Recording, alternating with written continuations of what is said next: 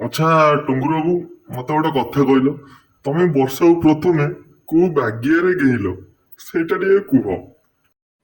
ମୁଁ ନୁହେଁ କି ଅଟୋରେ ଯେତେବେଳେ ବସିଥିଲି ସିଏ ମୋତେ ପଛୁଆ ପଛୁଆ ମୋ ମୁଣ୍ଡଟାକୁ ଟିକେ ଧଇଲେ, ଯୋଉଟା କି ମୁଁ ପଛକୁ ଯାଇକି ତ ଟୋଟାଲି ବିଏ ମେଲେଇକି ଚାଟିଲି ଆଉ ଏଭଳିଆ ଚାଟିଲି ପାଣି ବାହାରିଲା ତାକୁ ହିଁ ପିଇଲି।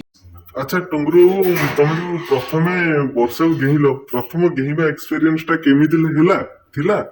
ଆଉ ବର୍ଷାକୁ ଯୋଉ ଗେଇଲ ତାକୁ କେମିତି ଲାଗିଲା? ସିଏ ତ ଏକରେ ବୁଢୀଟା, ମେସିନ୍ ବହୁତ ଦିନ ହେଲା ସର୍ଭିସିଂ ହେଇନଥିଲା, ଗେଇଁଦେଲି ଆଉ କିନ୍ତୁ ବହୁତ ଭଲ ଲାଗିଲା।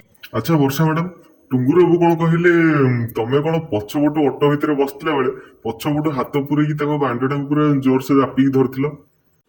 ହଁ ମୁଁ ଦେଖିଲି ମିରରରେ ବହୁତ ଭଲ ଲାଗିଲା, ତାଙ୍କ ମାଣ୍ଡଟା ଟିକେ ଉଠିକି ଥିଲା, ସେଇ ଯୁଗୁରୁ ଟିକେ ଇଚ୍ଛା ହେଲା ତ ଟିକେ ଧରିଦେଲି। ତାପରେ ବି ସିଏ ମତେ ବହୁତ କରିଛନ୍ତି, ବହୁତ ବେୟାକୁ ଚାଟିଛନ୍ତି। ତାପରେ ମୋ ବ୍ଲାଉଜ ଟେକିକି ମୋ ଦୁଧକୁ ପିଇଛନ୍ତି, କିନ୍ତୁ ସେଗୁଡାକ ମୁଁ କିଛି ଧରେନି। କିନ୍ତୁ ତାଙ୍କର ଗେହ୍ଣିଆ ଏକ୍ସପିରିଏନ୍ସ ବହୁତ ଭଲ, ଆଉ ତାଙ୍କ ଗେହ୍ଣିଆଟା ମତେ ବହୁତ ଭଲ ଲାଗିଲା।